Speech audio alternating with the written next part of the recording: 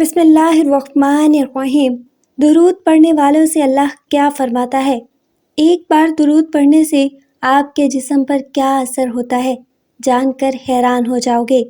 عام طور پر وہ درود پاک جو لوگ نماز میں پڑھتے ہیں، اس سے زیادہ افضل اور بہتر کوئی اور درود نہیں ہے۔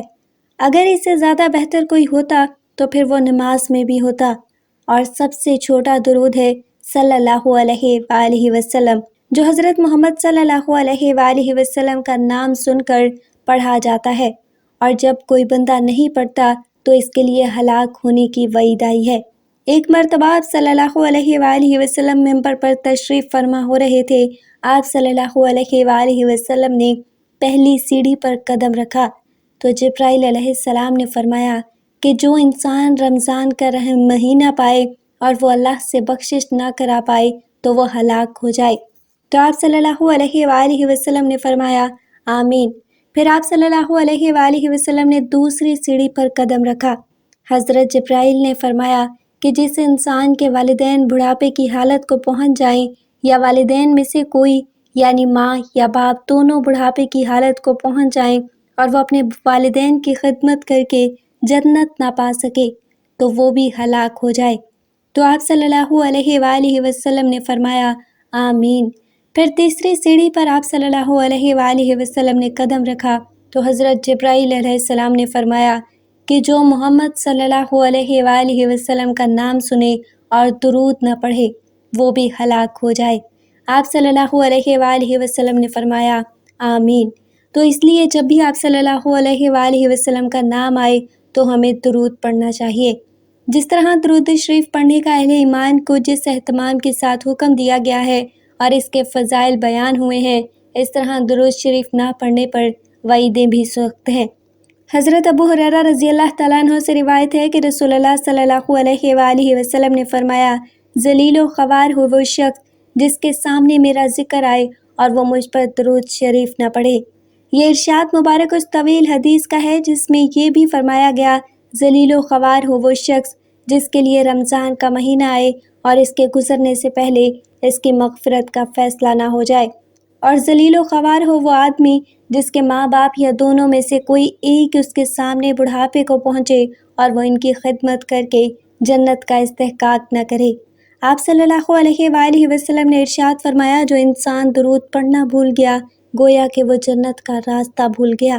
حدیث کا مفہوم ہے کہ جب کوئی بندہ دعا مانگتا ہے اور اس میں درود نہیں پڑھتا تو اس کی دعا کی مقبولیت کے درجے تک نہیں پہنچتی، لیکن جب کوئی بندہ اپنی دعا میں درود پڑھتا ہے تو اس کے بندے کی دعا ساتوں آسمانوں کے دروازوں کو چیرتی ہوئی مقبولیت کے درجے تک پہنچ جاتی ہے۔ درود شریف جو رسول اللہ کے حق میں اعلیٰ و اشرف دعا ہے، وہ تو اللہ تعالیٰ ضرور ہی قبول فرماتا ہے۔ پھر جب بندہ اپنی دعا سے پہلے بھی اور اس کے بعد بھی اللہ تعالیٰ سے حضور کے حق میں دعا کرے تو پوری امید رکھنی چاہیے کہ جس دعا کے اول و آخر رسول اللہ صلی اللہ علیہ وآلہ وسلم پر صلاۃ بھیجی جائے گی وہ انشاءاللہ ضرور قبول ہوگی۔ آداب دعا میں ہے کہ دعا کرنے والے کو چاہیے کہ پہلے اللہ تعالیٰ کی حمد و ثنا کرے، پھر رسول اللہ پر درود بھیجے، اس کے بعد اللہ تعالیٰ کے حضور میں اپنی حاجت عرض کرے۔ اللہ تعالیٰ درود پڑھنے والے کو 30 چیزیں عطا فرماتا ہے۔ جب کوئی بندہ ایک مرتبہ درود پاک پڑھتا ہے تو اللہ تعالیٰ 10 نیکیاں عطا فرماتا ہے، اس کے 10 گناہوں کو مٹاتا ہے اور اس کے 10 درجات بلند فرماتا ہے۔ درود سے زیادہ کسی پر اللہ تعالیٰ اتنا بڑا اجر ثواب عطا نہیں فرماتا۔ حضرت عمر رضی اللہ تعالیٰ عنہ سے روایت ہے، فرمایا دعا آسمان اور زمین کے درمیان ہی رکی رہتی ہے، اوپر نہیں جاتی جب تک نبی اکرم صلی اللہ علیہ وآلہ وسلم پر درود نہ بھیجے۔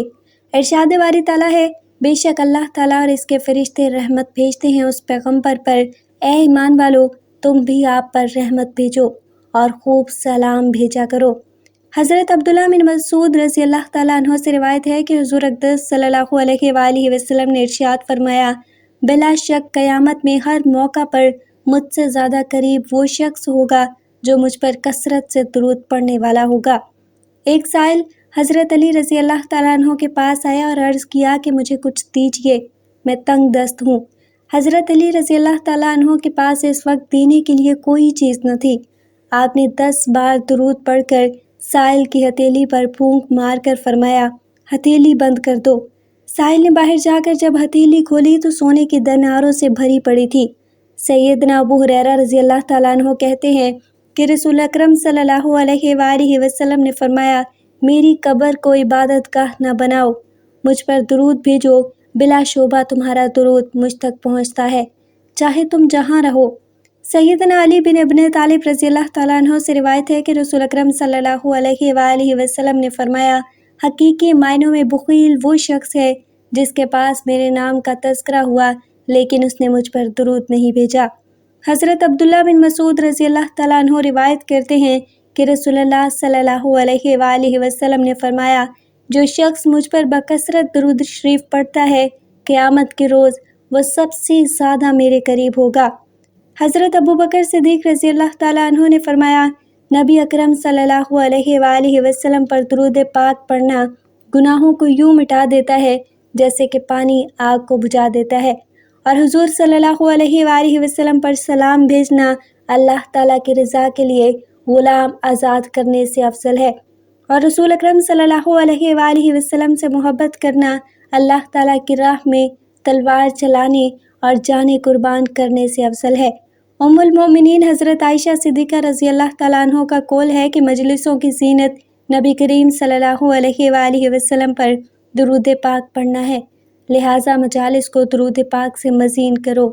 امام قسطانی رحمۃ اللہ نے روایت کیا ہے کہ قیامت کے دن کسی مومن کی نیکیاں کم ہو جائیں گی اور گناہوں کا پلڑا بھاری ہو جائے گا تو وہ مومن پریشان کھڑا ہوگا۔ اچانک رسول اللہ صلی اللہ علیہ وآلہ وسلم میزان پر تشریف لائیں گے اور چپکے سے اپنے پاس سے بند پرچہ مبارک نکال کر اس کے پلڑے میں رکھ دیں گے، جسے رکھتے ہی اس کی نیکیوں کا پلڑا وزنی ہو جائے گا۔ اس شخص کو پتہ ہی نہیں چلے گا کہ یہ کون تھے جس کا یہ بیڑا پار کر گئے۔ وہ پوچھے گا، آپ کون ہیں؟ اتنے سخی، اتنے حسین و جمیل، آپ نے مجھ پر کرم فرما کر مجھے جہنم کا ایندھن بننے سے بچا لیا، اور وہ کیا پرچہ تھا جو آپ نے میرے اعمال میں رکھا؟ رسول اللہ صلی اللہ علیہ وآلہ وسلم کا ارشاد ہوگا، میں تمہارا نبی ہوں اور یہ پرچہ درود ہے جو تم مجھ پر بھیجا کرتے تھے۔ کعب بن احبار رحمۃ اللہ ایک تابعی اور اسلام قبول کرنے سے پہلے یہودیوں کے معروف عالم تھے۔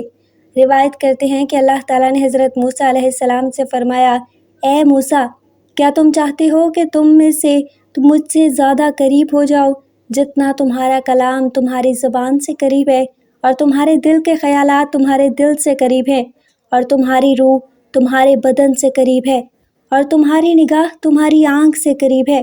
حضرت موسیٰ علیہ السلام نے فوراً جواب دیا، ہاں میرے رب۔ اللہ تعالیٰ نے فرمایا، تو تم کثرت سے محمد صلی اللہ علیہ وآلہ وسلم پر درود بھیجو۔